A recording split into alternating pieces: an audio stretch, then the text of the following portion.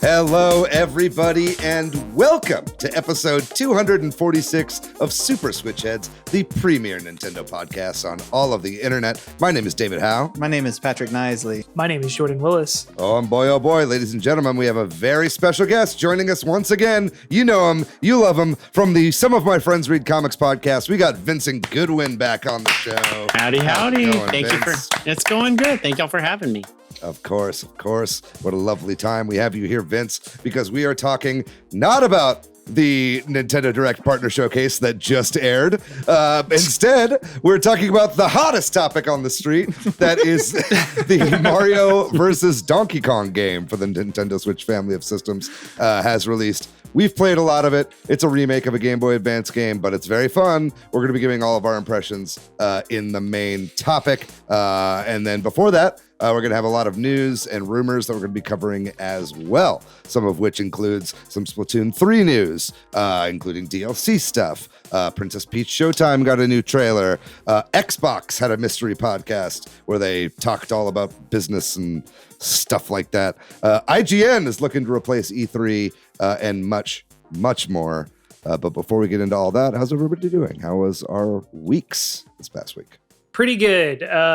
This weekend filmed again, but it is our last weekend for second. So we are probably like 85% done. And we're going to take a small break, kind of assess where we're at, and then just film 5 days straight whenever the other project I work on wraps. So we're really close, and it feels pretty good to be that close to being done with this project. It's been such an endeavor, but I've learned so much. So yeah, we just finished day 23. I think we'll end up finishing around probably like 30 to 35 days, but all the hard stuff is really behind us. All the stuff with like background actors and stuff is behind us. So now it's just a little bit of the pieces. We can start piecing the film together and seeing what we have and what it looks like. Yeah. But that felt really good to finally be there. And today is my first day off in like 2 weeks, so I feel really good about that too.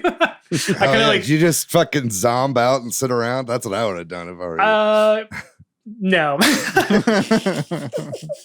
I think I have an unhealthy relationship to work and projects, and so I worked on some other little things that I've been kind of putting off. So it was productive, but I did chill. I did end up playing a lot of this game today, at least I'll save it for the pod. How about y'all? Yeah. How y'all doing? I'm doing good. It was a 4-day weekend here because President's Day is a holiday and schools are closed. And Friday apparently is, at least in where we go to school, also schools are closed. So despite that, I did manage to get a little bit of work done on the game. I'm making Monochrome Heights, and I got to take it to a in-town event at the University of Texas for the game dev group that at the university put on this event. So I got to do that and hear some cool talks and show off the game. And David came by, and that was cool because we got to hang out for a bit. And then, I also did some other social stuff, got together with a friend of mine who listens to the podcast. Our families got together. Brian, shout out to Brian. We just got home from hanging out with them, actually. So yeah, pretty good weekend, pretty good week. Yeah, it was good seeing you, man. It's only like a hop, skip, and a jump away from me, so I could not make it out there. But it was really good. Always nice to see Pedix in the flesh. Yeah. How are you doing, Vince? Oh, I'm great. We got 6 new baby chickens last week. They were born on Valentine's Day. It was my Valentine's Day gift. Nice. Wow. And so we've got 6 new babies. They're chilling right now downstairs. I'm glad they're not in the studio today. You can check out pictures of them on the Patreon Discord. Patreon Discord. If you want to see them, they're very cute. The cats love them, which is probably problematic. But the babies will be outside after a little cold snap. They'll be outside in about a week or two. So we're very excited about the new babies, and they'll be laying eggs in just a few months. Ooh, oh yeah. I think my favorite turn about the Patreon Discord channel is just pet pictures constantly every day. Like every time I open it up, it just So relaxing. Yeah, you hear that? You non-patrons out there, you want to get in on some steamy pet pics. So many make sure chick pics you up there. yeah, make sure you join our Patreon. You get access to our patron-only Discord channel. It's very nice. It's very bougie. We all browse the channel with our pinkies raised as patrons. I had a pretty good week as well. Trying to remember, I started a new show, Carol and the End of the World. Did you guys see that show? It's an animated show. I think you would really like that show, Patrick. It's on Netflix.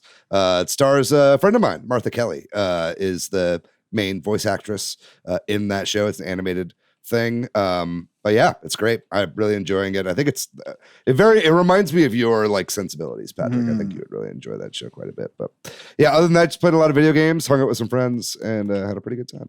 All right. Well, last week we did a show about romance in games, thanks to it being a Valentine's Day. We got some great comments, as always, over on the Discord. Steve Irwin asked about Groose in Skyward Sword, which is a great mention we didn't get to bring up. Also, who people romanced in Stardew Valley was a big topic of discussion on the Discord, with KSB, OKC, Swampy Southpaw, Hans, Real Tomato, all giving their takes on that. Other Dylan brought up The Sims in terms of romance in games on the Discord, which is not something I have expertise in, but brought a little discussion point there. And then the Huge 27 reacting to something that was separately mentioned on the podcast said that, oh, fuck me, I'm going to have to spend another 300 hours in Baldur's Gate 3 making characters based on wrestlers, because that was discussed. Over on our YouTube, we got some comments from Carosetta who said they liked how Cyberpunk handled romance, which is not something I would have jumped to the top of my mind, but I also don't have I didn't get that far in that game. So yeah, I can agree with that. I think they actually did a really good job where it feels like it kind of pays off the relationships that you have with people. And when you build different characters, you can have different relationships in different ways because of that, which is cool. And they, Karasita also made the joke that I don't know how we all missed, but Disney investing in Epic must mean there will be a new Epic Mickey game. I feel like I'm really kicking myself for not seeing that one. Maybe because we were just feeling like down about the topic. Maybe they'll bring back Epic Donald, actually. That's the one that I want to see. Did you ever see that one? That one looked incredible, but it was scrapped. I don't know. Yeah. Oh. Over on Instagram, Sprowlix asks, yo, hey, who did David main for the Smash tournament he won?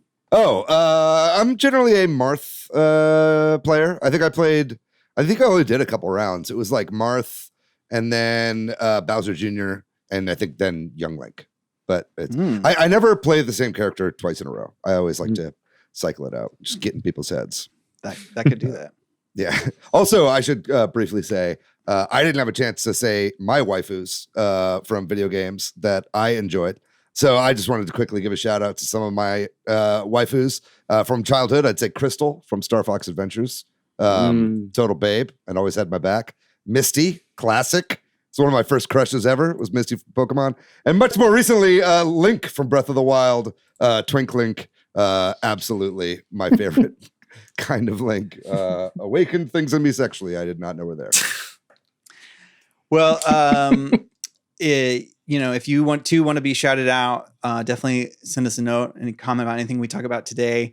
Also, we appreciate it if you would, share the podcast with a friend, post about it, review it online, join our Patreon. Like we discussed, we now have a Patreon where you can support the podcast. And also, whether or not you watch on YouTube, definitely head over to the YouTube and do us a favor and hit like and subscribe there. Yeah, and on the Patreon too, I can go ahead and say it now since we've recorded it since I was on here last. We've got a special bonus episode coming out that's going to be exclusive for patrons for about a week or two. It is the inaugural episode of Super Film Headz. So if you like movies and you want to hear us talk movies, specifically, this is like an Oscars predictions episode, what we think is going to win the Oscars and also what we want to win the Oscars. We go mostly through the Best Picture nominees, but we also kind of quickly go through a lot of the other categories as well. So that's a fun episode. We got some cool guests on there. So make sure you subscribe to the Patreon so you can get all these bonus episodes first. With that, we'll move on to the news for the week. First up, Splatoon 3. So we got a bit of Splatoon 3 news here. Starting off with Side Order, the DLC for Splatoon 3, the second wave of the DLC for the Splatoon 3 game for the Nintendo Switch system. As David pointed out, nobody writes copy like Nintendo, right? That's true. Anyway, Splatoon 3's Side Order. We finally got like an actual meaty information dump in the form of a trailer, and also it's coming soon, the day after this podcast comes out. So folks will be able to play it real soon. Does anybody else want to take over? What is it? Roguelike kind of gameplay is what it looks like, which is what people suspected, but now we know for sure. And there's been a lot of people playing it and giving their takes.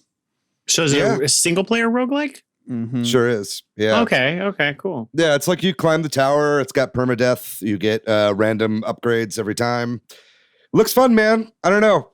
Single player Splatoon has been hard for me to latch on to, and so hopefully, I am a roguelike fan. I like that style of gameplay. So hopefully that's enough to kind of get me on its side. But yeah, for everything I'm hearing from people that have been playing it, it sounds super fun. So I'll definitely be giving this a try.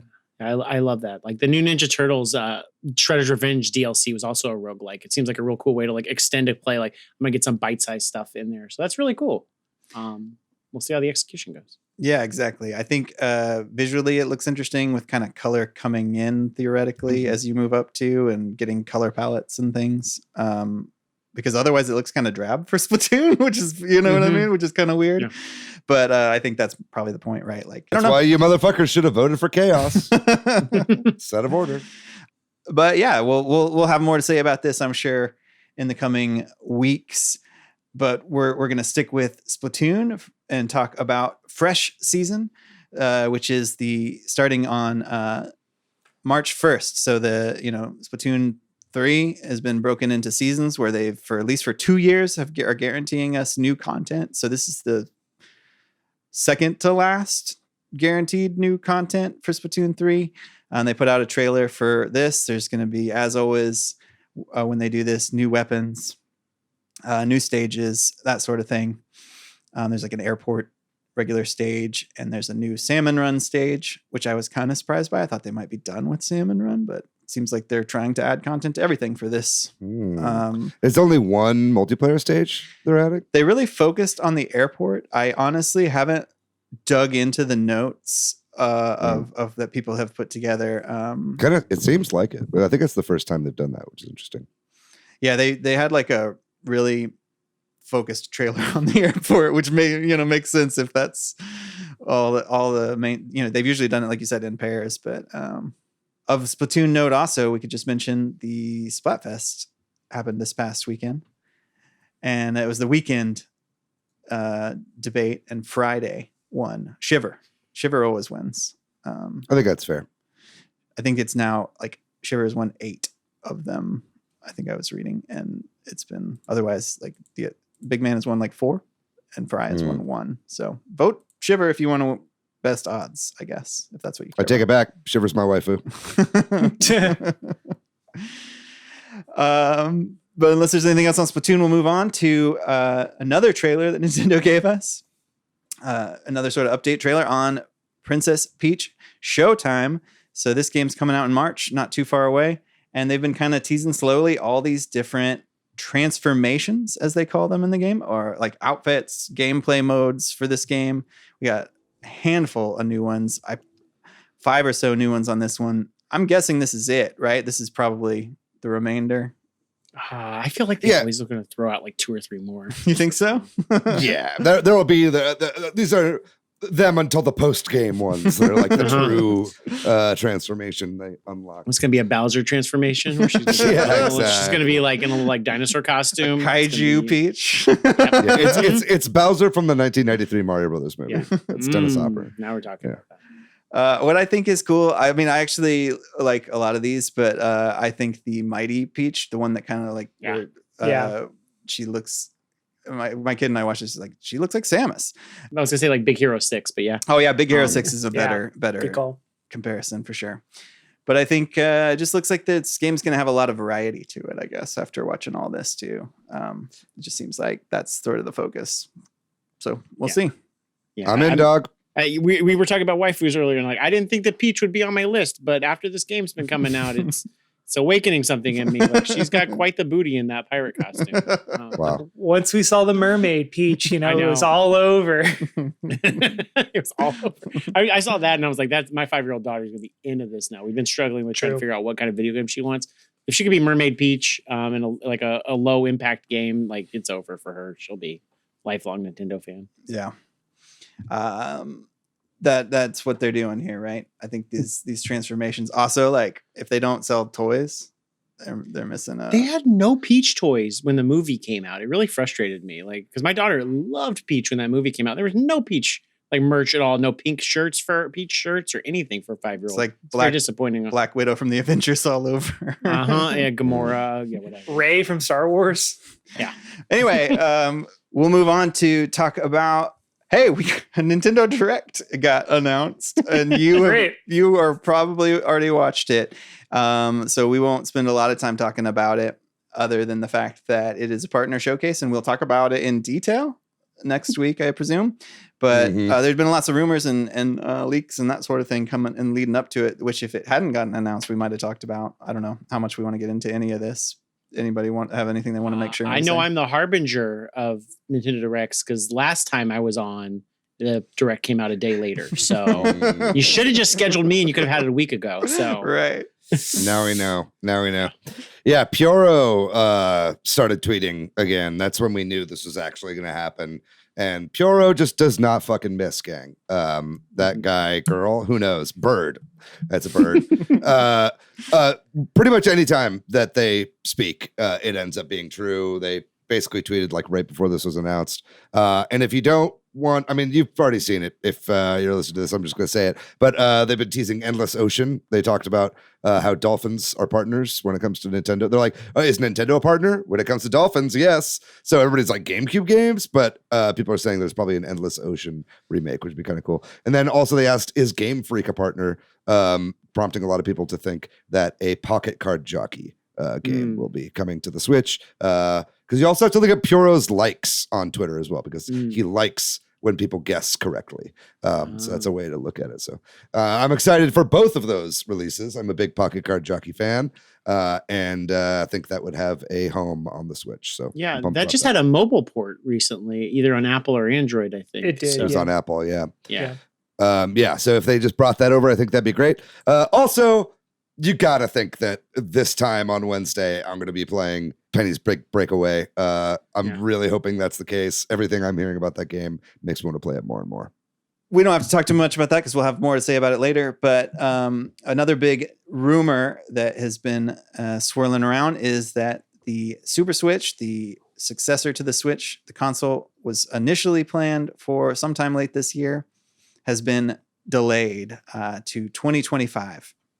So I guess it's been a number of publications that started saying this, and now it's even some of the bigger publications, like was it Forbes, I think, had an article about it, or one of the big ones. This is also caused, I think, Nintendo's shares to fall. Has been a big news topic because of this. So it sounds like this is coming from publishers or people working for publishers that have been told about this delay.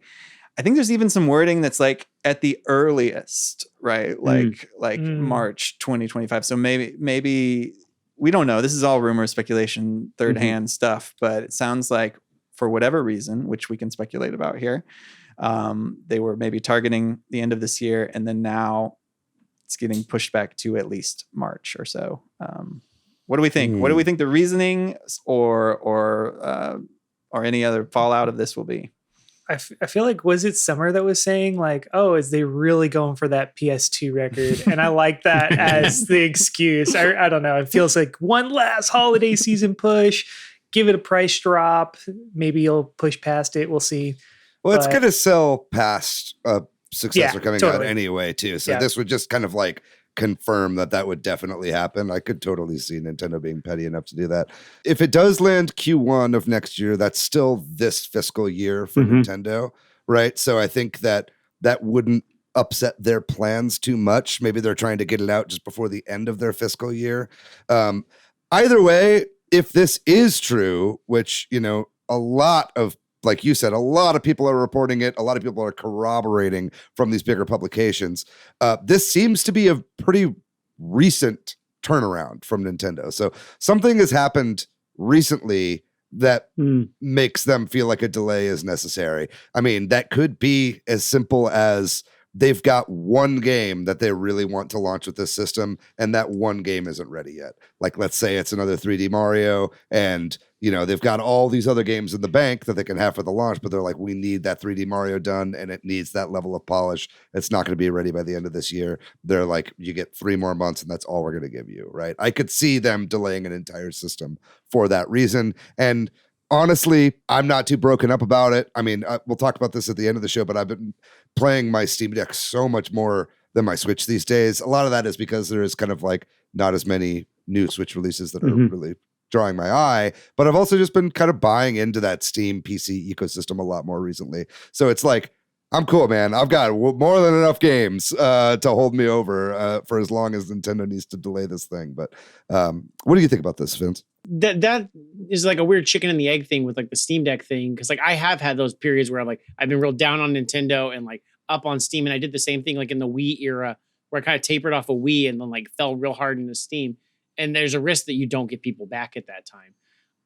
I think like, I feel like March has always been like on my radar, although I honestly thought it was gonna be March 2024, like a year ago. It's like the Switch worked so well with the rollout of like Zelda, and then a month later Mario Kart, and then in the summer Splatoon 2, and then in the fall Mario Odyssey. Like it was just like bam, bam, bam, bam, bam. You got a great first year. It's like that scene from 22 Jump Street, like just do the exact same thing again. That's all we're asking from you. So like I don't know if they're just like, if they have March, then they're playing in the exact same field. It's a lot harder because if you when you announce that thing, like you're blowing a holiday season, I think for people that say like, hey, don't buy the Switch because the new one's coming in 3 months. Like that's a concern. But that's my thought on it. I think your point about like, did this recently change? I think is fascinating. It could be something as stupid as like a supply chain issue. And then the other thing I'm just questioning is like, there are also the rumors of this is just like this isn't a Switch 2. This is like a new Nintendo 3DS upgrade. And how does that play in with like an 8-year console cycle? I don't know if those two thoughts are parallel or they're completely divergent thoughts. So I don't know. Like, I mean, it's Nintendo also. Like, we don't know what the hell they're doing ever. But it's an old system. If it comes out in 2025 and it comes out later than that, we're dealing with it being PS4 powered, predictably with 5 years of PS5 at that point. Like that seems like insane. But also like how much power do you need for those? Nintendo's not gonna be putting out those quadruple A games. So I mean, if this games crash that has been forecasted for the next like 2 years is to be believed, which I have zero reason to believe that it's not, Nintendo can take their sweet fucking time in releasing this thing and not have any issues whatsoever. Right. You know what I mean? Like if it's true that through the end of this year and next year, there's a big AAA crash. If they hold till 2025, they're still going to have that clutch and people are going to be hungry and starving for new experiences. And that's when they're going to go for a new console. Right. So, Sony just talked about how their numbers are way down. We're going to be talking about Xbox soon and how they're coping with the games crash. But, I just think that Nintendo knows what they're doing. And I think that they've crunched the numbers and this is just how it is meant to be. And it's funny, we're all calling it a delay because the thing hasn't even been fucking announced yet. So who even knows? Yeah, that's absolutely a great point, right? Like, it's not a delay because they purposefully didn't say anything yet because they probably had this as a possibility. But it sounds like they did tell some people that it was coming out sooner than this. Because like I'm wondering, like, like where's like like Madden and those kind of things. You're selling like if you're aiming for fall and there's a Madden on Switch 2. Like that's fucked at this point, but like just swap the names off the back of the players. Nobody will notice. I know. That's what I'm thinking about. Like, I'm like, they put a lot of money on like the FIFA game this year. So, when does that come out compared to like console cycles? Like those kind of delays are important to like notify people of, hey, we're not going to hit November. We're not going to hit the fall.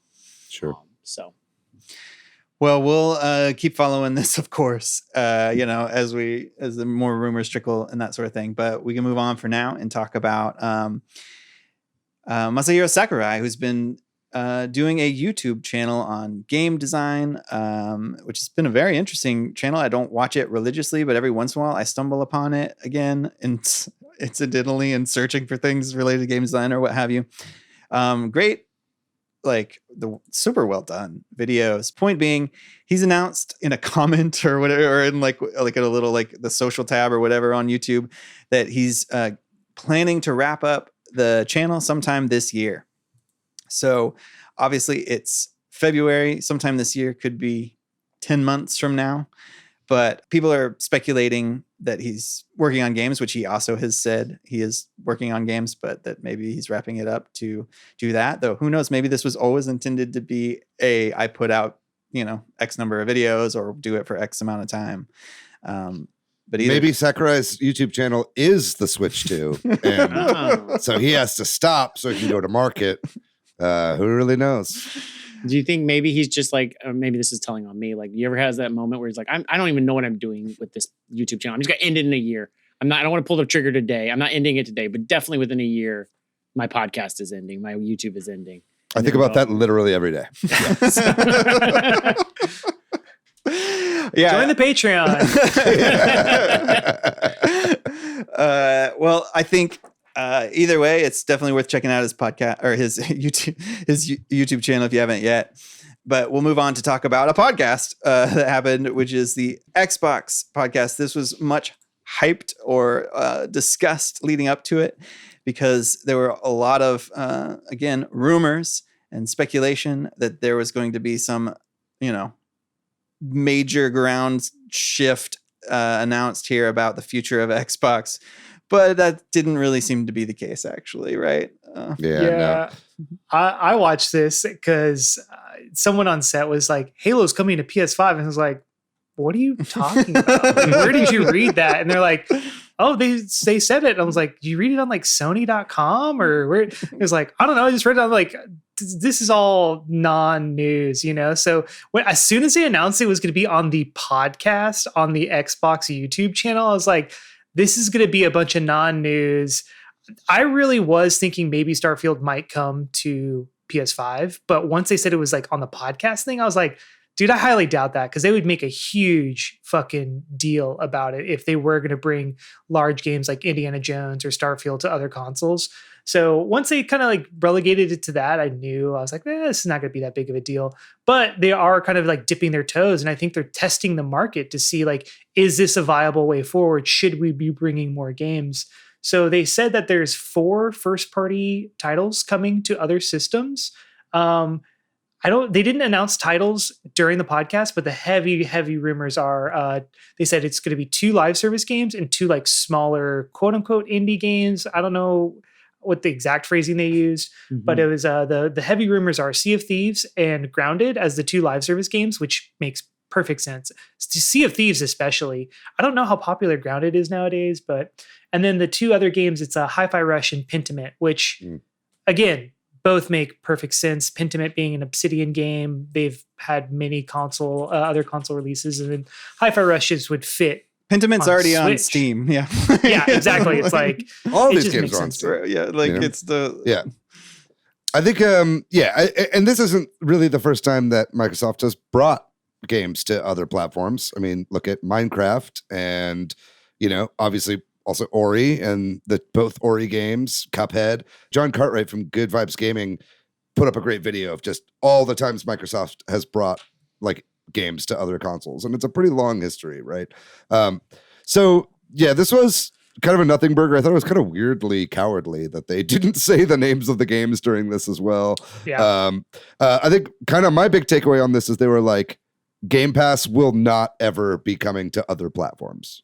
They want Game Pass to be Microsoft locked. So that is Windows and Xbox, right? They want the Xbox ecosystem to have Game Pass. That's interesting to me because they talk about how every screen is an Xbox, and that's kind of, at odds with that, I think, in a way. Maybe the streaming element or something is what they're going for. Yeah, I mean, that's what they're saying, right? But I mean, it's like, right.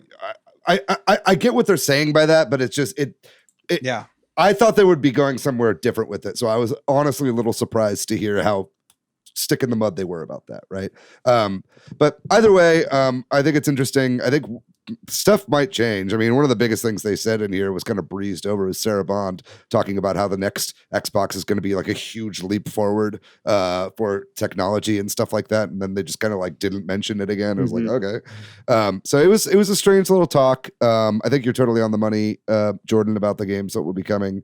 We'll see what happens with Microsoft in the future, but just more fuel for the game's crash fire. Another recent announcement that we got is that IGN Live was announced. This is a in-person event that's going to be happening in the summer in June in Los Angeles. And if you're getting E3 vibes from that, I'm sure that's what they're going for, right?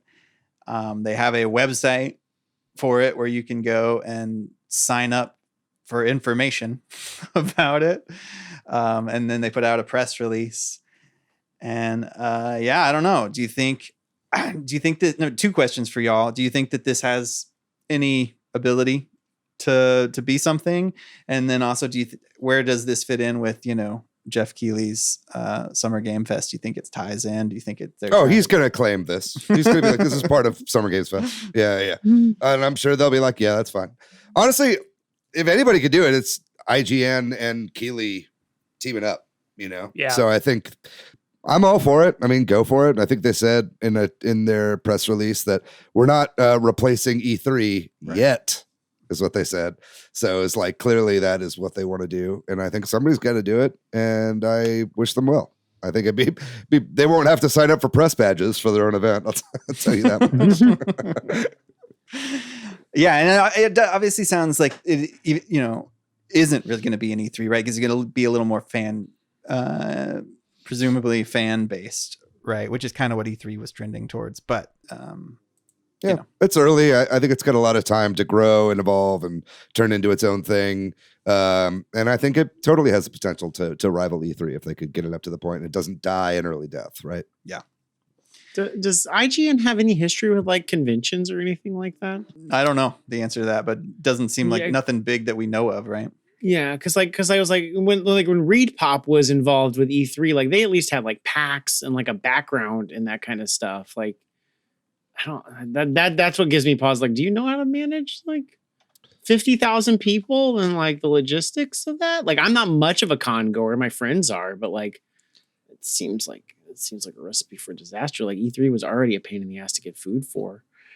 So I always have to wonder, what are the people who got laid off from E3 doing? Oh, maybe IGN just snatched him up. Oh yeah, I don't know. It's possible. Well, I mean, you know, if you got to kind of look to who owns IGN at that point. Like Ziff Davis is one of the owners, so like you got to look into like see if they have any experience in that kind of field. Also, Humble is a big partner with IGN, or maybe is owned by Ziff Davis as well. It's all kind of like a web of all these different kind of like conglomerates that are a part of that. Something we didn't talk about last week is that the IGN employees are unionizing as well. They're trying to get volunteer recognition from Ziff Davis, which as of now does not seem like it's happening, but they're strong for that. So there's just a lot going on right now in that sector, and I don't know. We'll see.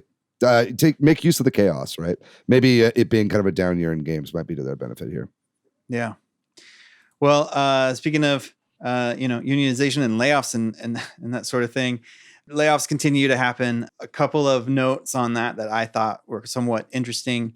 I don't even know how you say it. ZAUM, the Disco Elysium development company, which I don't even think we can call them the Disco Elysium developers anymore because all of those people they're gone. They're gone. The last original writer, I think, was let go recently.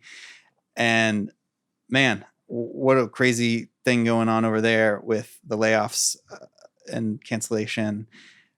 Just an awful kind of trajectory. I mean, even before all of the recent layoffs, that was already happening over there. But that Embracer group had its, everybody had their, quarterly shareholder meeting. And so it's not really surprised to hear this, but it still is kind of a surprise to hear them say at their shareholder meeting that they're Quote, overruling principle is to always maximize shareholder value in any given situation. Saying the quiet part out loud. There's been more layoffs. This is not a company I know a lot about. This company called Build a Rocket Boy has been making a game called Everywhere. It's like a former GTA dev that's owning it. What's sad to hear is that they're having layoffs at this company after they just secured like $100 million funding and made an announcement about that like a month ago. Which I just don't, I mean, I'm sure in their minds the numbers make sense, but it's just like, it's just a weird world to live in where people are announcing all this money that they're bringing in and then announcing layoffs.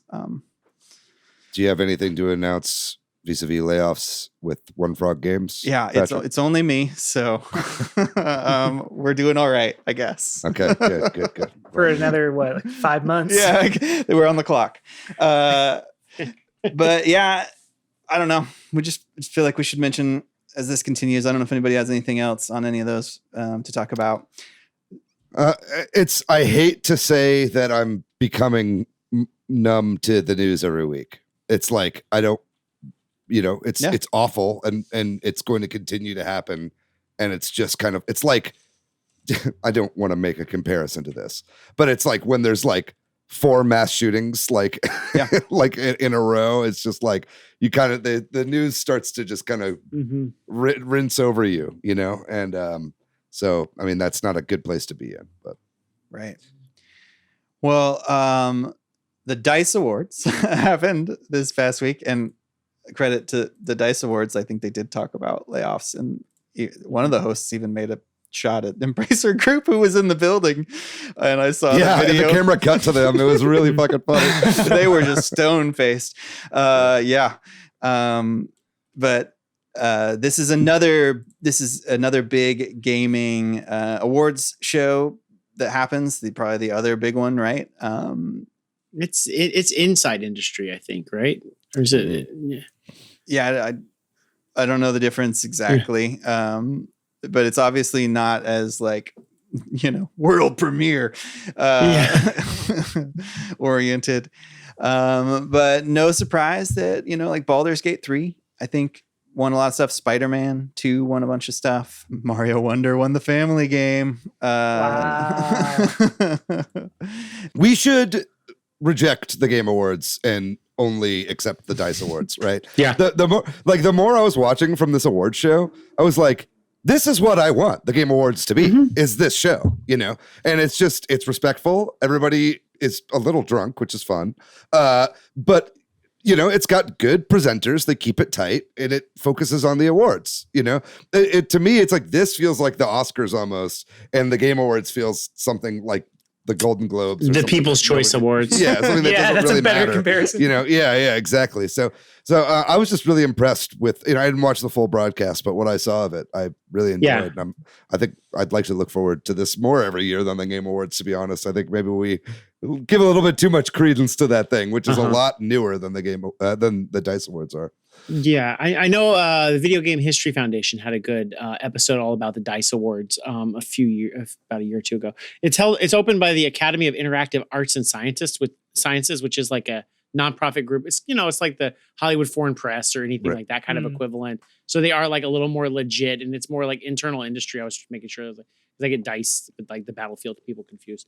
But, it's like it's what you're looking for. It's just, I think I talked about this last time I was here, was the idea of like awards just having this weird legitimacy, like that we need to give our legitimacy to like the DICE Awards, and people need to like buy into like, yeah, those are the true experts. Like the Oscars are. I mean, the Switch Head Awards could fill that same place. Like they have as much claim to it as Jeff Keighley. So more so even. Yeah, I mean for sure. There's a big award I'm going to talk about in the Mario versus DK segment that is going to be coming back next year for y'all. But anyways, like they seem like more legit. They're like in the industry. They know their shit, and they actually like I think would legitimately approve like, man, y'all did some crazy cool shit with Baldur's Gate 3. Like, and we're going to reward that from like, we know how the sausage is made. TM Switch Headz. But David Sausage is made. But I got it. Okay, good. You stone faced me on that one. So I get very serious about my sausage. Yeah, well, you should. But anyways, yeah. So it's just like I'm glad that this awards, and I'm glad that the news is getting out. So Switch Headz Unite, and we'll talk about the DICE Awards next year. I do think it's worth mentioning that I did not watch this, but I did read about it. They give it Koji Kondo an award, a Hall of Fame award, which, well deserved. Right. Yeah. Legend. I saw someone Absolute tweeting, oh my God, I just saw Koji Kondo walking out of a Las Vegas nightclub. I thought that was fun. My favorite Koji Kondo story is that Paul McCartney was somewhere and like, hey, we got the Mario guy, Koji Kondo. And Paul McCartney was like, oh, do, and started singing. I'm like, man, if Paul McCartney knew my song off the top of his head, like that would be the coolest thing in the world. Like that's enough of a DICE Hall of Fame award for me. Mm-hmm. Before we move on, you brought up DICE, the Battlefield devs. Real quick, funny DICE story. When I was in Stockholm with my brother, this is like at the peak of the amiibo craze. And I was like looking for amiibos because I knew in Europe they had a lot of like amiibos that were always sold out in the US, and we were in Sweden. And so we're like walking around and I'm looking for game stores and I see one called DICE and I'm like, oh, interesting. It's like a game store called DICE. And I walk up to it and it's just the building where DICE is making Battlefield. And I'm like knocking on the door like, y'all have any amiibos? They did not speak English. Okay, well, we're heading towards the end of our news section here. A couple more things. First up, Apple Vision Pro, the VR headset that is extremely expensive, put out by Apple, is being allegedly, anecdotally, however you want to put it, returned in droves because apparently you have, 2-week window to return these things. And so the early adopters, there's been a lot of tweets and comments and stuff of people saying, tried it, it's just too uncomfortable, gave me headaches, yada, yada. I would imagine if it wasn't $3,800, maybe some of these people might have been like, keep it. Yeah, I don't know if there's any like numbers out there or anything, but it doesn't look good for that based on the reports we're hearing on that. So we'll see. I got a feeling they'll be fine. Yeah, well, Apple's going to be fine. Yeah. and now y'all can buy refurb models for $3,200. Yeah, there you go. A great sale, right? I still can't get over the battery pack in your pocket. That thing, that's the stupidest thing to me. That was the absolute deal breaker. I was like, one, this is kind of the tech that needs to exist to kind of like really push VR forward. But then I saw battery pack in your pocket. And I was like, bullshit. All right. I'm waiting for Gen 2. I'm not doing the beta testing. Yeah, exactly. For $3,500. Fuck that. Oh, we're not paying you $3,500 to beta test. You're paying us $3,500 to beta test.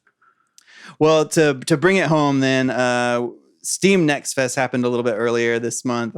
And while technically we could have talked about it last week or what have you, or the week before even maybe, David wasn't here last week to give us the full rundown on Steam Next Fest. That's right. See, they show off a lot of demos, right? That's the big thing. It's sort of a newer thing in the last several years, but David, take it away. So I went hog wild on Steam Next Fest, and I played a whole bunch of demos that I've been really excited about, and I wanted to make a new little segment on the show called David's Steam Next Fest Corner. Cue the music. We're going to go real quick through these rapid fire as I talk about some of the coolest games that I played during Steam Next Fest. First off, Astro Duel 2 by friend of the show, Rusty Moyer. We had him on for his old game, Dig Dog. This is a super fun game. It's like Asteroids top down, but it's multiplayer. I played this a lot with my dad and a couple friends recently. Astro Duel 2 is just like the first game, except now he slammed Samurai Gun inside of it. Second, Pepper Grinder, the newest published game from Devolver. I'm not sure who the devs are, but this is a really cool side-scrolling game that has a digging mechanic. This one looks really fun. It's coming out on the Switch. Following that, another friend of the show, Tori Saturn by Siactro Games. This game is looking fucking fantastic. Patrick, I hope you're keeping up with the videos. This is basically the same kind of game, but has a really cool new drop dash mechanic, like it's from Sonic the Hedgehog. So you kind of slam into the ground, you go really fast. After I played the game with this mechanic, I now want this in every 3D platformer. Moving on. Lorne's Lure. This is maybe my favorite one that I played so far. This is a first-person climbing game. You're like, have these pickaxes and you have to make these huge jumps, and you're this robot trying to like escape this dark dungeon you've been in for a while. It's got a really lo-fi aesthetic. It runs beautifully. It's an insane style of game. You have to play this one to understand what makes it so cool, but I will be getting this day one whenever it comes out. Rollin' Rascal. That currently has a Kickstarter. The demo for this is super fucking fun. This is another Sonic-style momentum-based 3D platformer. This actually started as a Sonic fan game and got turned into an original IP afterwards. Check out the Kickstarter. Check out the demo. This is a demo that actually has online multiplayer present. So you can play with other people, and they've been constantly updating the demo. It's like it's a free little version of the game that you can play right now with people. It's super fucking fun. Dream Core, that's another one I tried. This one I wanted to bring up because it's got really good graphics and it runs remarkably well on the Steam Deck. If you're looking for a backroom style game with a really cool visual aesthetic, this is definitely one to check out. And then lastly, I'm going to bring up Rog and Roll. This is a 2D platformer, kind of like Mario a little bit Mega Man. You play this little guy. It's got a faux 3D environments with 2D character sprites and stuff like that. This is just a good classic platformer that has a really hearty, beefy demo. I would recommend all of these. That has been my Steam Next Fest breakdown. Wow. How did I do? That was way quicker than I expected, and thank you, David. I'm impressed, and I hope Patrick was keeping up with the videos. You out there watching on YouTube, no. Well, I think I'll know whenever I edit this. For everyone else, it's a mystery. Well, that's going to do it for the news segment. We are going to take a short break, and when we come back, we're going to be talking all about Mario versus Donkey Kong.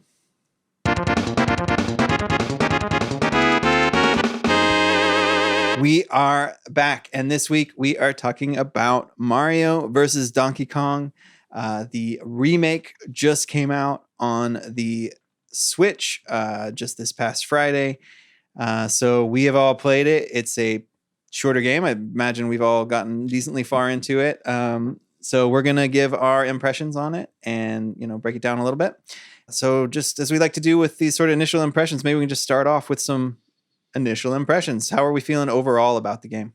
No, I love it. I really do. I'm really enjoying it. So yeah, it's a good, fun game. I just played Donkey Kong 1994 for the first time, maybe like 6 months ago, something like that, maybe even earlier. No, it was about a year ago because y'all bullied me into playing it. By the way, bullying works. Yeah. So, you definitely should play Donkey Kong 94. Anyway, as a sequel to that, it's a great game. I have mixed feelings overall, but I am having a good time playing it. David, Patrick, what about y'all? Yeah, I think that's a pretty good way to put it. I think that, this feels like a pretty solid 7 out of 10 game for me from Nintendo. And I think that's about where the Metacritic is at. That's what I've seen most people kind of come out with their review scores for this game. And I think that's pretty accurate. I think that it's funny. It's like I've seen so many YouTube videos in my algo over the past week that is like, is it worth buying this game? And that's the real question. Like, should they have even made this? I think that ultimately, yes, I think this is going to get more people to play it than if they just dropped it somewhere. And I think that while I like the original's graphics, the original was doing this kind of like faux 3D sprite thing that wasn't really quite there for me in the graphical department. Like, we're probably going to hear us throughout this episode make a lot of comparisons to Donkey Kong 94 because that was like, I played that game a lot more than Mario versus Donkey Kong, even though this is a sequel to it. And I think it has a lot of the same magic that the first one does. There was something about like the graphical style of like the simplistic graphical style of the original Game Boy game. They just didn't really capture that with the sequel, right? And it kind of feels the same way with this one, right? So I think that it looks better. It feels better to play. It's got some extra stuff in it, which is good. It is a great game. Maybe a little hard to recommend at full price. But what do you think about this, Patrick? Yeah, I think y'all have all said it. It's fun. It's good. I think we'll get into this when we talk specifically about the graphics. It looks really good. Like David and I were talking about this when we were in person, like too good almost. And I think the co-op is a super strong point of it. So I think there's a niche that it's filling there.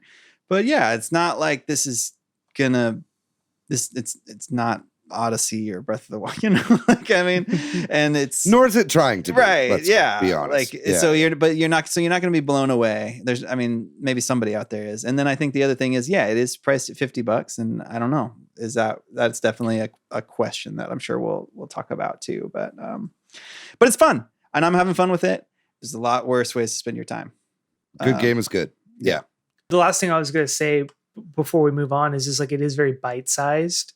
So for me, I was able to like play it this weekend in between setups or, hey, everyone take 10 and like my camera's ready to go. So I'm like, I'm just going to knock out a level or two and Mario versus Donkey Kong. And it was like a really great game for that, for sure. Yeah, that's how it was originally designed, right? Like these little puzzle-based things are perfect for handhelds. This is a great handheld Switch game, right? Totally. Well, yeah, let's start off with just kind of talking about the gameplay. It is a puzzle platformer, where there's sort of a and B side to a level. Each level has a first half and a second half.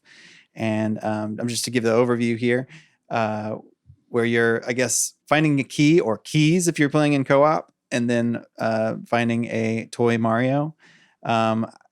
How do we feel about actual gameplay? Any thoughts? I have a few, but I'd like to hear from y'all. I really like that it is primarily a single screen game. It is not fully a single screen game, nor was Donkey Kong 94. But if you think about like pre-side scrolling games like Super Mario Bros. That like actually like connected screens together, I'm talking like the original Donkey Kong, like everything was on one screen. You beat the level, you got to the top, right? And I like that in my platformers, like Super Meat Boy does that. In Plus does that. A lot of like real bite size, like you just see the whole screen, you see the whole clockwork, and then you beat it. And then Donkey Kong 94, as we talked about, was like get a key to a lock kind of thing. And that falls like that really scratches that itch for me of like Portal or the Zelda shrines. It's like I see the end point. Now, how the hell do I get to it? And then that's the purpose of the game. And I know I see everything I need right here. How do I do it?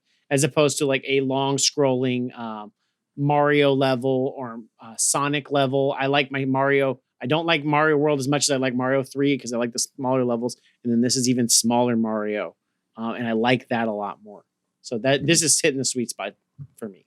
Nice.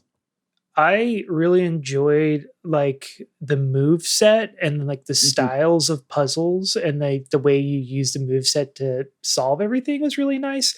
And I also enjoyed this as on top of being a single screen platformer, it requires a pretty good level of precision, especially towards some of the later worlds where it's like, it's not unfair, but it is like precise. Like you have to jump at the right moment. You have a very limited window of how far you can jump. And I really enjoyed that. It reminded me of this game I played on 3DS. This is a random pool called 1001 Spikes, which I never finished that game, but like that game is insanely brutal as far as the timing goes, but it very much prepared me for the timing and the precision that this game does require, which it's in this game starts pretty easy and ramps up. So this game stays pretty easy for a while.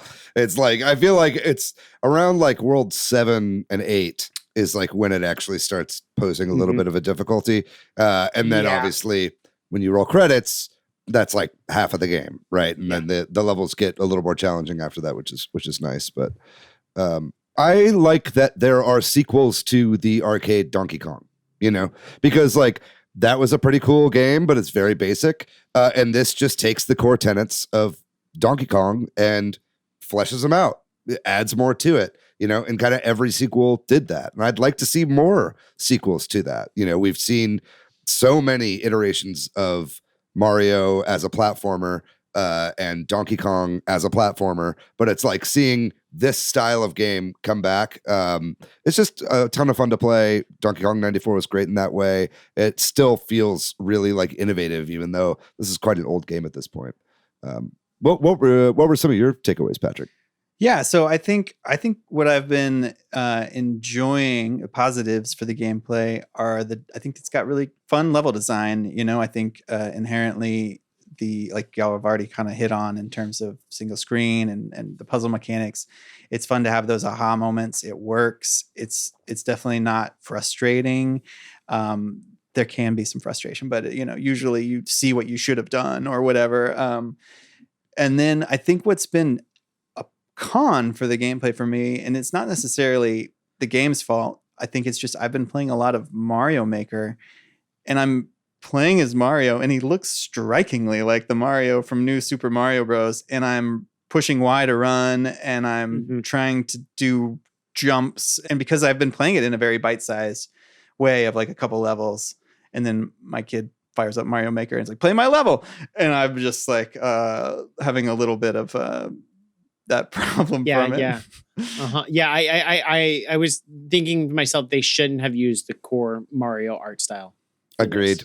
Well, they didn't for Donkey Kong 94. Like he's in this like white and black outfit. So, like this is a different Mario. He doesn't have the same jump distance that you're used to. Yes. And this one looks like the New Super Mario Brothers U or 3D Land palette of that. And I'm like, I would be able to make this jump.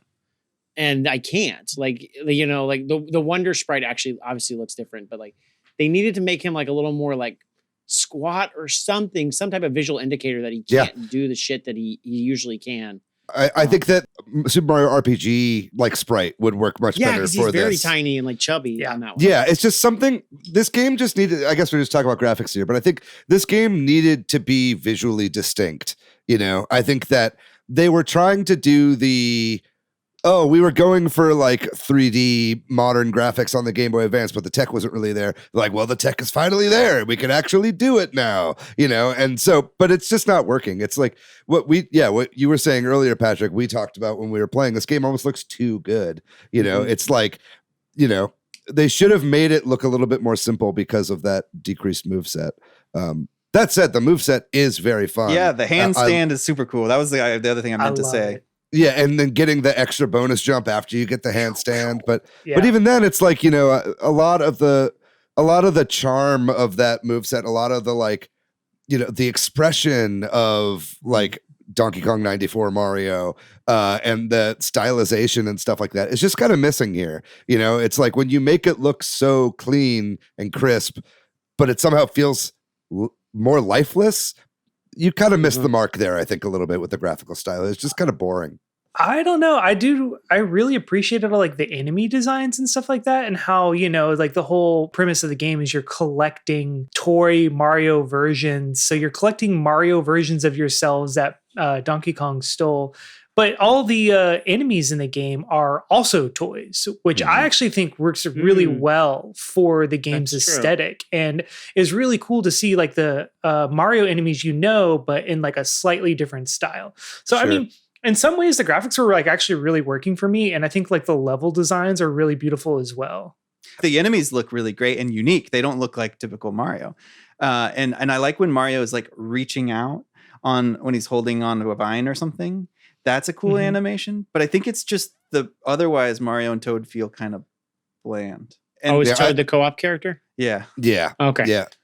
I think it's the Mario design. I just wish they'd done something a little different with it and hadn't stuck to like the standard Nintendo Mario design. Yeah. It just feels a little tired at this point, especially after Wonder. Going back to something that feels like it's from New Super Mario Brothers, it's just not doing it for me. Yeah. But the game, I mean, does look beautiful though. Like, right? It is like good graphics, but it's a weird complaint. But I think the enemies, you're right, Jordan. The enemies look cool. Well, I forgot that the Boo. I just noticed it. I just remembered it now. He has like a little wind up, like thing under him. Yeah, that's awesome. How about the music? I know I've heard some people say they don't like it as much as the original because there's some differences and that sort of thing. How are we feeling about the music in this game? Does it stand out? I haven't heard the original, but this music is banging, dude. This soundtrack is really good. It's like pretty much, almost any Nintendo game by this point, just whoever is a composer does a really good job. Whoever is in charge of all of the music for all of Nintendo has got a very specific style that they've been hitting for most of the games, and this one is like no exception. I think the one that I really liked is like the jungle level. There's like this kind of like jazzy track that is in the background. Loving it, man. The whole thing is jazzy. Yeah. The level select screen I was playing this on my TV a lot, and I would play a couple levels, and then I put the controller down and like look up something on my phone or do something else, and then kind of like forget that I had the game up. But I would just let that song play for like 30 minutes at a time. It's just got such a smooth loop to it. And it's just got this like, I don't know, it's like kind of smooth jazz. Like it's got this like really chill vibe to it where it kind of just started to blend into my environment, like in my real life. And I just like kind of got swept away by it. And at first I kind of did find it a little bit annoying. But then the more and more I listened to it, the more I was like, okay, I think I'm actually like really into this music. I don't know. I was enjoying it. Yeah, and I like the sort of 1-1 remix on the main menu or the loading screen or whatever you want to call it too is really nice. That's a classic from the original. Yeah. Well, the game doesn't really have much story to speak of. It is Donkey Kong steal toys, Mario recover toys. But there are these little cutscenes that are again almost too well done. Like the graphics are just so amazing. It's a different DK model than they've used before for like the puppet or whatever. So yeah, it's really good. I actually like it. Like he's not kidnapped. We're not kidnapping a woman. Yeah. In this plot, it's Donkey Kong watching TV, which I think the original game had it like in like still frames, right? This is like fully animated. He's watching TV and he's like, "Oh shit, I want that toy." And then he goes to the store. They're sold out, and he's like, "Well, shit, there's a factory right across the street. I'll just steal everything." Mario's like, "That's my merch. Can't be taking my cut." Pay your $5 a toy. Yeah. They sent the Nintendo ninjas after them. You know, you can't steal. Did I share that in the Discord that all that counterfeit merchandise like in some European country? The Netherlands. Yeah. There was like they confiscated a bunch of like knockoff Nintendo merchandise, and they got a guy dressed in a Mario costume to steamroll over it. It is amazing what they did, and it's like all in black and white, so it looks like it's out of it's from like it looks like it's former Eastern Bloc country, so it looks like it's out of like 1950s. It's hilarious. It's incredible. So that could have been this game. That could have been a graphical style.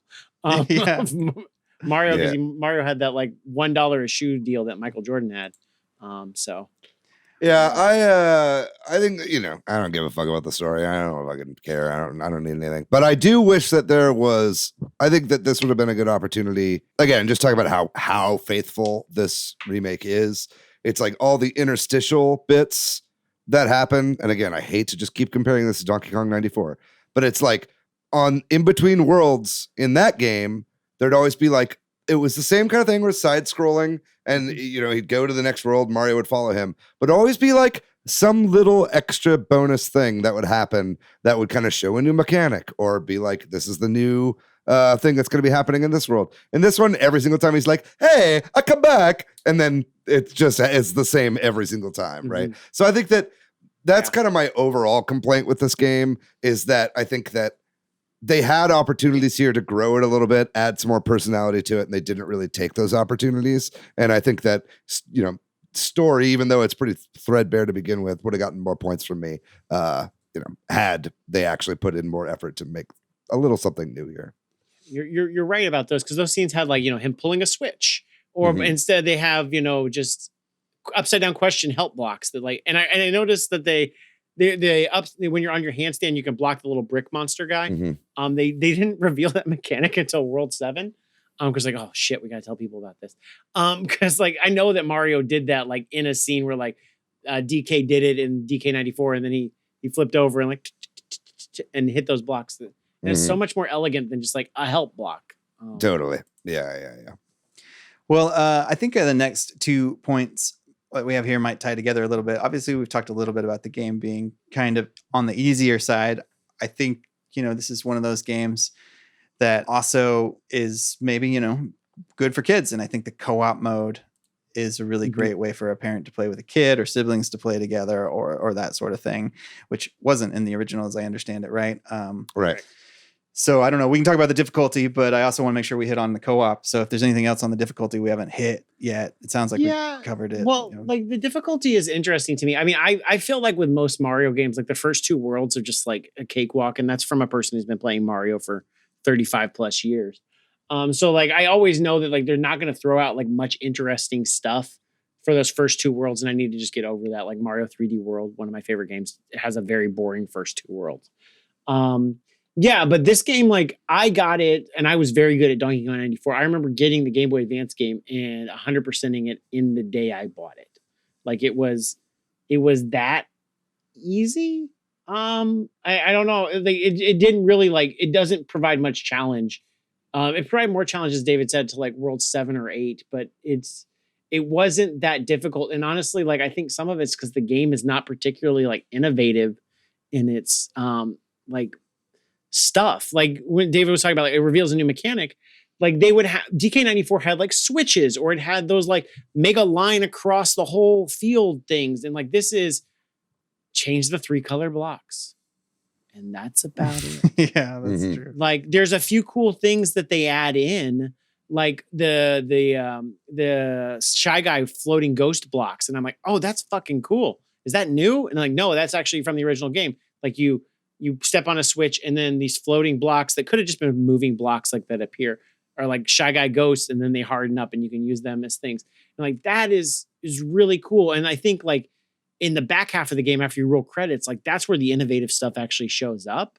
Totally. But yeah, it's very, very disappointing as somebody coming from Donkey Kong 94 into this game, or at least that was my recollection back in 03. And I feel it kind of holds true.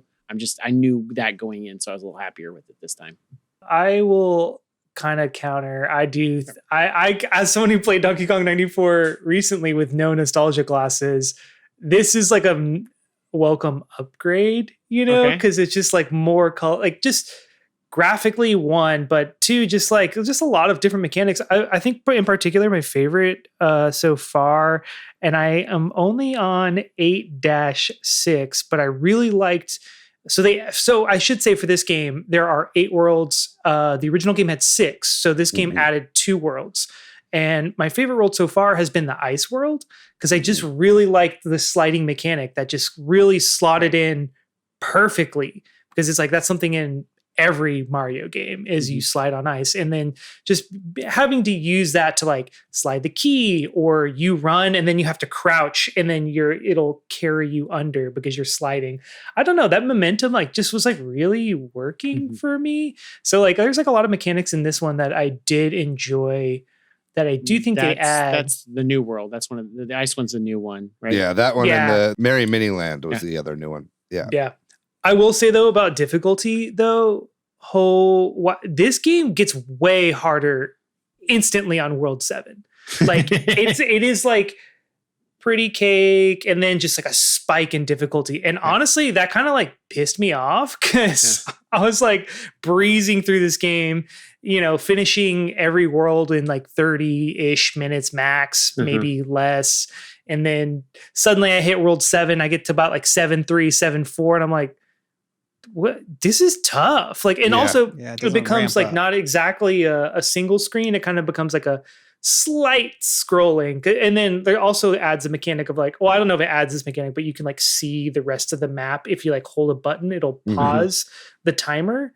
Also, this game has a timer. I wanted to bring that up because I think I like it. You know what I mean? I think that it's one of the only things that really brings the challenge into it, right? Yeah.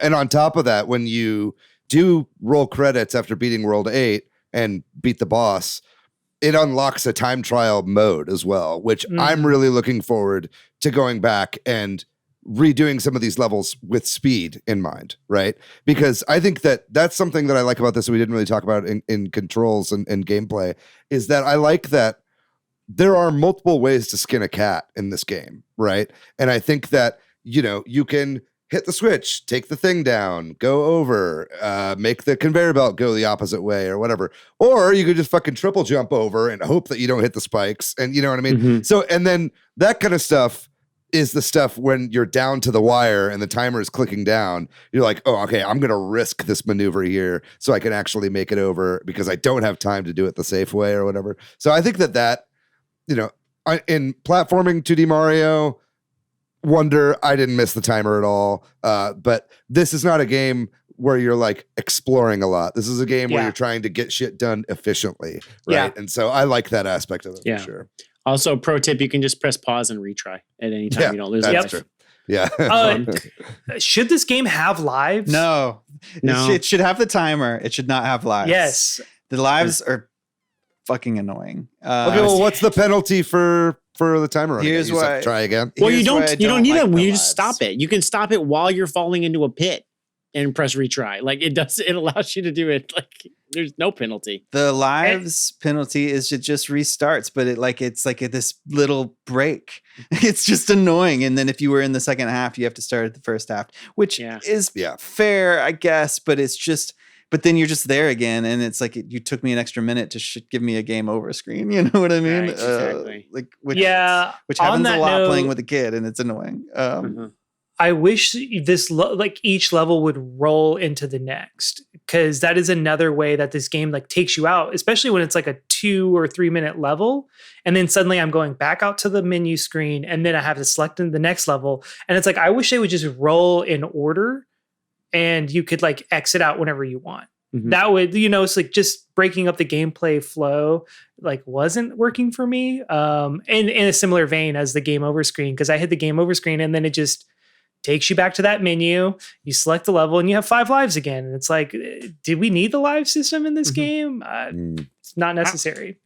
How hell-bent were y'all on your perfect scores, by the way? I'm not moving on to from a level until I get all 3 presents, at least for the initial 8 worlds till I roll credits, and then I'll go from there. And beating Donkey Kong with 6 minis, do you have to do that? Okay, I have for to me, do that too. Yeah. I missed a couple, and I'll go back and get some of those. But it's like, when you beat it, there are expert levels on top of the extra versions of all the worlds, because like we said, the game doubles basically, and there are plus versions of each of the 8 worlds, but then there are also expert levels that you unlock with the number of stars. So I think that'll just be something that I go back and get the final unlocks or whatever. But overall I'm enjoying it.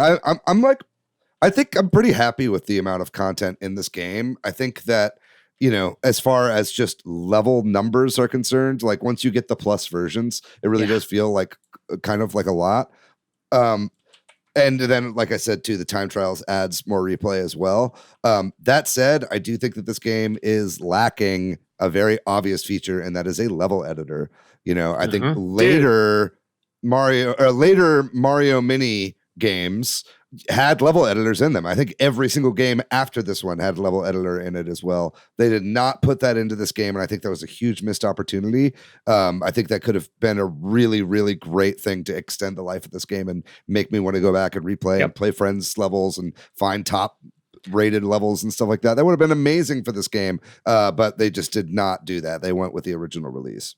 It would have made it a $60 game for me. Like I would have paid the extra money just for that level editor, but like as is, for me, I'm kind of like, this is a $40, maybe a $30 game, but yeah. Jordan, you haven't gotten to the plus levels yet, have you? I have not. No. It's where the real game is. Like, so close. I don't know how much we want to do with spoilers, but it's like they ditched the keys entirely, and it's shepherding one mini Mario around for another 60 plus levels, and it's actually really it's really fun.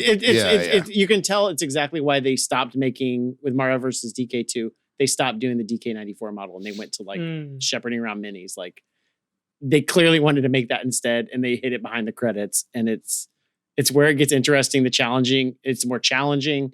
It's more interesting to like have to like run past fireballs while also having your little Mario dude behind you by like 2 seconds. Like that timing is really difficult, and it's fun, and it's super interesting. Are those levels in the original release? Yeah. Or is Yeah. Oh, okay, cool. I mean, not obviously the extra 2 worlds, but they made them for they made 2 worlds. The 2 new worlds also have plus levels, and they're not like remixes. They're straight up new levels. Cool. It's really good. It's good stuff. Because I was thinking about the value proposition. Like, I don't think if Nintendo made 200 levels, if they made 300 levels, we'd still be having the same thing of like, it's still super bite-sized levels. I can beat it in 15 hours, and I didn't get my money's worth. I feel like there's no amount of levels Nintendo could make that would make those people happy. So you need like 2,500 internet levels. Otherwise it's not going to work. Yeah, I think value proposition wise, I think you were on the money when you said $30 game. you know, I think that this probably should have been a $30 release. Nintendo's just not going to do that because they can get away with it. They can do 50 instead of 60 and be like, look how much money you're saving. It's budget. Yeah. You know what I mean? But it's like, this is a $30 game, dog. It's like $20 digital. There's I don't know if you can get away with a $30 physical cartridge. Like I don't think that works for them. That makes sense. Yeah. I do want to make sure we hit co-op real quick because that's been my primary experience of playing this game. In fact, so much so that I didn't even realize some things about the game until I watched David play it without me. And so when you play co-op, there are 2 keys on the early levels. I'm really curious now to see what happens on the later levels. So you have to get both keys. And I think that's really cool that because when you play 2-player, you can boop each other. You can kind of cheese parts of the levels. However, you do have to get 2 keys and get them in a specific order. And so it kind of adds to the challenge. Or it's like they designed for co-op on top of the level. It's surprising and it's awesome. Like so many Nintendo games slap co-op on without giving it any thought. And this actually like changes the levels up, makes it an actual different proposition to play with 2 people instead of just 1. I was really surprised by that. And then it's in the same level though? Yeah. So there was and the keys are in different place. They're in 2 different places. There's an extra key that you have to go grab. It's key. Like the floating keys that follow behind you. Oh, right. Okay. But it stays in one place, and then only one person can carry 1 key at a time. So you have to both work together in order to get or like I go and get 1 key and put it in and then go get the other key and put it in. But well, no, I mean, sometimes because then you'd be like, I'll stay by the switches, and do the switches and you go get the key and then go get the other key.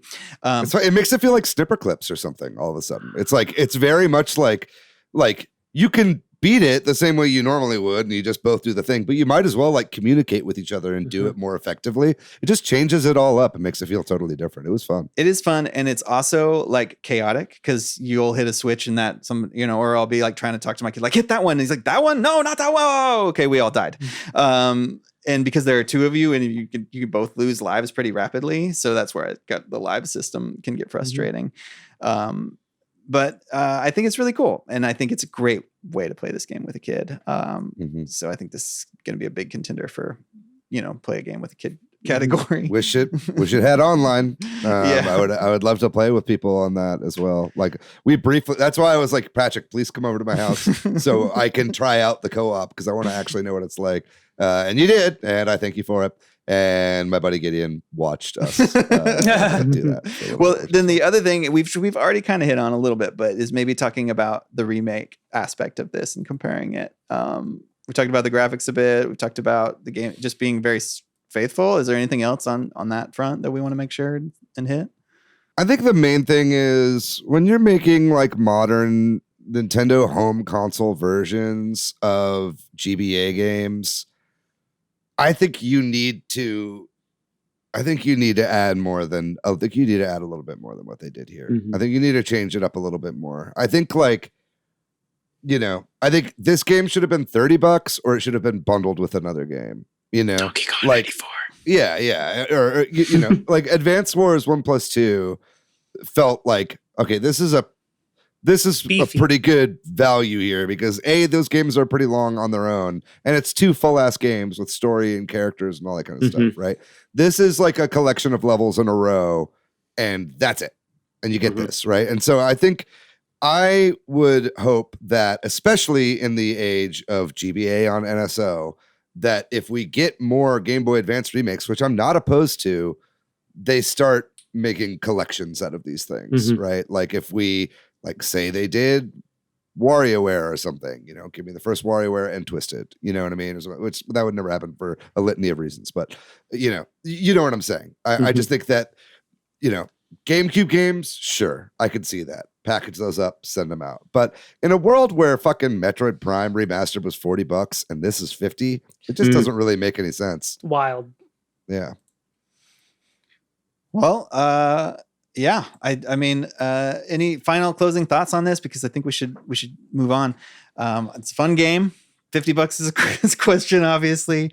So if you got a kid, I think it's a little easier of a thing to play with somebody. If you're really into puzzle platformers, I don't know. I think if you've never played a game like this, you owe it to yourself to try it, but I would not begrudge anyone on waiting for a sale for this thing. I really like it. I'm having more fun with it than I did in the GBA release because it's not the same as DK94.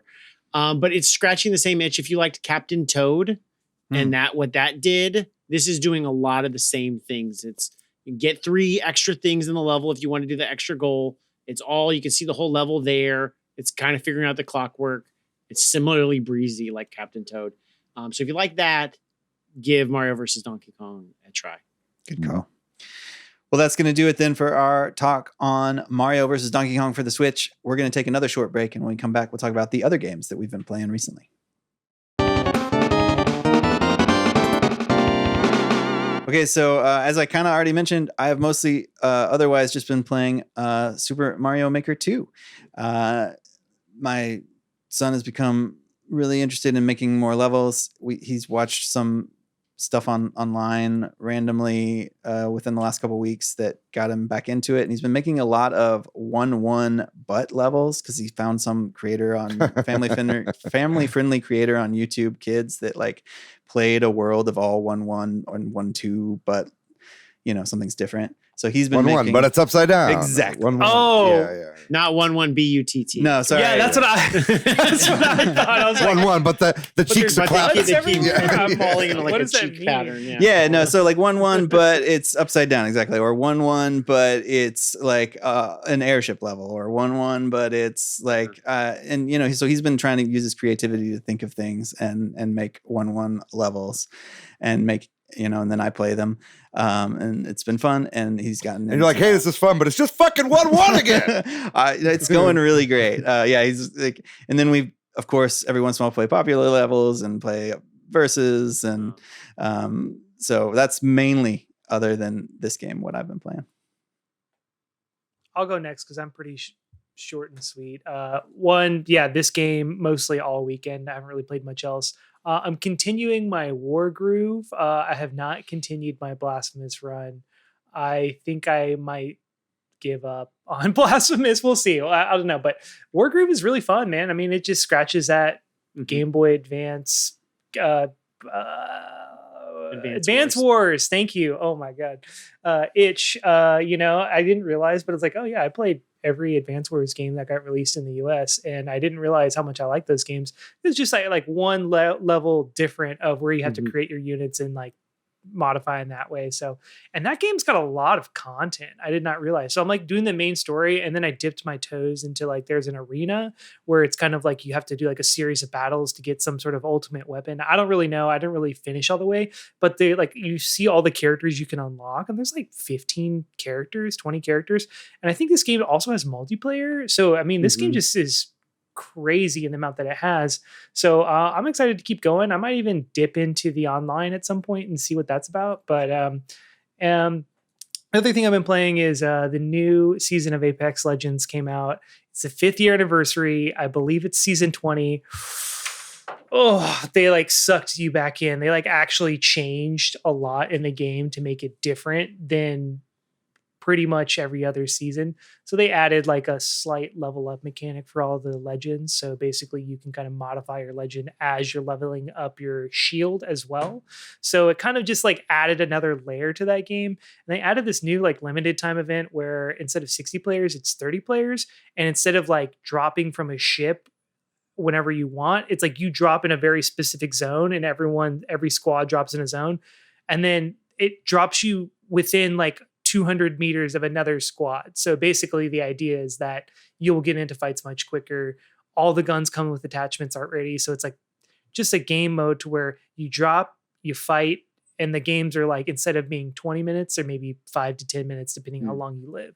So that's like really nice. They just added just a lot of like actual changes to the game. The past couple of seasons have felt that's why I've been so down on it the past couple of seasons, because it's just very modifying not really much, maybe adding a character or modify. Even one season was like, they didn't even add a character. They modified another character. And I was like, guys, you got to step it up. This is like a $3 billion game probably at this point. Like you give me something new. So this actually like added a lot of content to the game. But yeah, other than that, that's all. That's about it. What about y'all? I have been playing a bunch of Steam Next Fest demos, like I talked about earlier, but I'll talk about some others here. I got the Tomb Raider 1, 2, and 3 remastered pack. I want to give a shout out to that because this is, I think, Aspire's best remaster yet. It still very much feels like an Aspire release in that it's a little jank and it's not super pretty, but it's handsome. I think this game, I'm having a hard time explaining exactly what I mean here because it's, there's kind of the original graphics and the new graphics that you can switch back and forth between. And the new graphics have brand new, super high definition textures on everything, which are really good looking, but the geometry of the levels are all exactly the same. Mm-hmm. So it's like a really beautiful image of some rocks like stretched out over like a huge rectangle. You know what I mean? It's like really kind of weird looking, but it's working for me because it like kind of feels retro still, And so I don't know, I'm digging it a lot. I think, and the fact that you can switch back and forth between the new graphics and the old graphics is actually helpful sometimes because the new graphics get pretty dark in some places. And sometimes it's just easier to see where you need to go with a simpler layout, right? And then, on top of that, I just never really played these games when I was younger. So this is kind of my first foray into the original Tomb Raider games. And I mean, they're fucking hard, man. And they are slow paced. They are not fast games at all. It is like, this is a puzzle platformer, really, like a 3D kind of puzzle platformer. And I'm having a really good time with it though, man. I've only played the first one so far. I'm like in the middle of that one right now.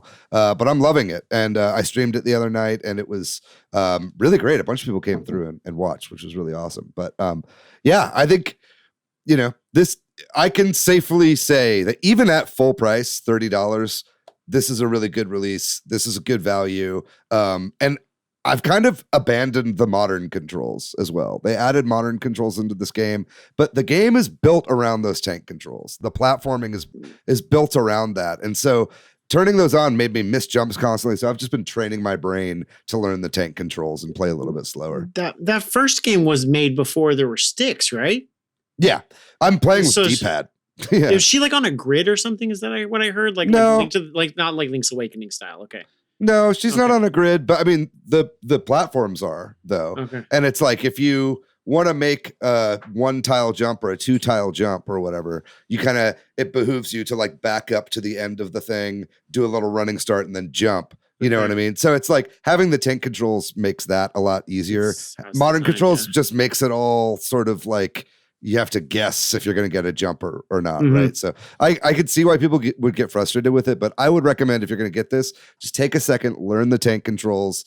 You'll get it eventually, and it's a lot more fun that way, and it feels really satisfying when you pull off big jumps. But anyway, I've been talking about that for a second. I'm going to talk about the other two real quick. Cash Cow DX is the opposite of this. It's a super fast-paced game from the creators of Donut Dodo, which was an awesome like arcade game from the 80s that never actually existed that they've made today.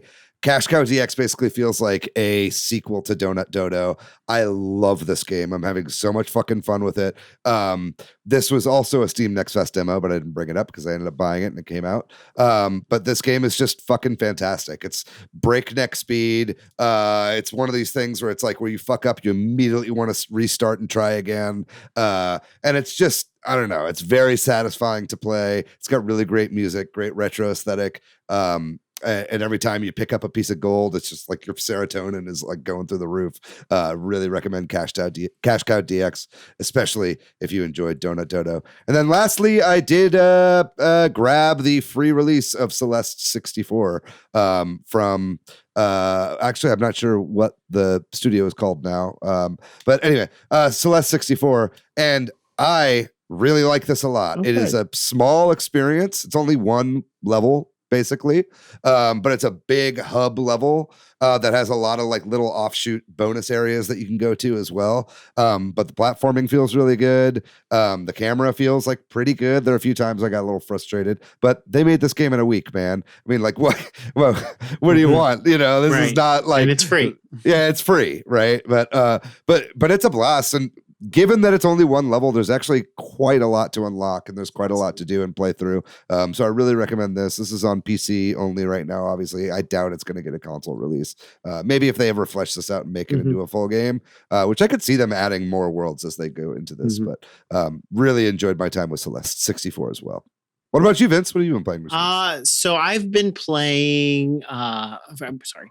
I've been playing for a podcast that I'm going to be recording in later this week. Shovel Knight: Plague of Shadows. It's the It's the first DLC for Shovel Knight. I'm very familiar with Shovel Knight. I played the other DLCs, but for whatever reason, I never played the Plague Knight one. I remember people not liking it as much, and I'm kind of having that same feeling right now. Its design is not as tight as the other Shovel Knights. It's knockback distance is like 4 character lengths, and Plague Knight is his sprite's kind of shaped like Donkey Kong Jr., so he just feels weird because he's freaking huge. Yep. And so I'm not liking it at all. But then there's flashes of brilliance, and I'm like, this is amazing. And I'm glad that like I got Mario versus Donkey Kong because it was like that's short bite size, and the Plague Knight levels are so fucking long. They're like 15 to 20 minutes, and I can't handle it. My ADHD brain needs like just a short bite-sized level that I can get in and get out. So that's been it's been a long road to playing Plague of Shadows. I'm not thrilled with it, but it's still got some of that Shovel Knight goodness. And then the other game I've been playing is Like a Dragon 8, also known as Yakuza 8 Infinite Wealth. I've been talking to the JRPGs group a lot of the Discord about this game. It's the sequel to Yakuza 7 Like a Dragon. It follows Ichiban, who I think Summer has also would say is one of the best protagonists of all video gamedom. He's just a lovable dum-dum that's highly positive. And I love it. I've been playing it on my Steam Deck. It runs great. And it's a turn-based RPG, unlike previous Yakuza games. And the battling is really fun. The real world locations in Hawaii are really incredible. I've been to many of those locations. I'm like, oh, I've been to this mall. I carried my kids around here. It's crazy how like detailed it is. And then they added a whole Pokemon mode to it that you're fighting the Discreet Four and you fight. It's insane. Me and Swampy Southpaw have been talking about like there's a whole Pokemon game. We haven't even gotten to the Animal Crossing mode yet in it. There's too much in it. It's a huge game of forever. It's gonna be my game of the year for just playing it all year, and it's great. So get on that Yakuza bandwagon. A lot of it's on Game Pass. It'll be a Switch 2 launch title. For sure. Probably. I don't understand how there's no Yakuza games on Nintendo systems. There really should be. The Wii U sales were bad in Japan. That's what happened, really. But they really should come, and I'll check that out. And that's all I'll say. Find out more on the JRPGs channel on Discord. Y'all's discourse about it makes me really want to play it, and I've never played a Yakuza game, and I've always been curious. But like everyone talking about it, I'm just reading the channel. I'm like, this sounds insane. There's so much. Yeah. I think the series like blew up with like the share button on the PS4 with Yakuza 0. That people just started sharing like this is some crazy shit in this game. Yeah. And the game is like series has embraced that, and that's what led to like its success in the West is people just sharing like this is really cool on social media, and then people like me and now you are like, oh, maybe I should get in on this, and then 5 years later you do. One of these days I'll get into it as well. Well, then that's going to do it for our episode on Mario versus Donkey Kong. Thank you so much, Vince, for coming and chatting with us. Really appreciate it. Thanks to MilkyWay.co, who does our website. Thanks to Corduroy for doing our music. If you're looking for me, you can find me, Patrick, online most places as PDYX, and my game company, One Frog Games. You can find me everywhere on the internet at Boardan. I'm pretty much everywhere on the internet at Monolith Fiji. And what about you, Vince? Where can people find you online? I deleted my Twitter account, so you can only find me in the Discord. And you can find me on Facebook. I'm in the Facebook group every now and then. If you'd like to find our show on social media, we are at Switch Headz on Twitter, at Super Switch Headz on Instagram, Facebook, and TikTok. We got a website, switchheadz.com, and we got a Patreon. Make sure you join that. We'll have links to all of these in the description of the show, alongside our Facebook group and our Discord. Those are really great communities. Please join us over there on Discord. We'd love to have you. Such a welcoming, wonderful community. I don't know what I'd do without them. And now, if you join the Patreon, you get even more Discord, baby. It is a never-ending cycle of pictures of chicks. Lots of chick pics, lots of sausage pics. If you join the podcast, that's actually somebody made an AI me selling sausage, which was really distressing. Thanks for that. I think it was Baylor. That was really, really disturbing. But anyway, join us on Discord. But that's going to do it for this episode on Mario vs. Donkey Kong. What an excellent time. We're going to be back next week with an all brand new episode. I can't wait for you guys to listen to that. But in the meantime, gang, you guys know the drill. Stay safe out there. Be kind to yourself. Be kind to one another. Go play Donkey Kong 94. Just pirate it. That's what I think that's the takeaway from this episode. Other than that, we love you guys very much. We'll see you next week. Bye-bye.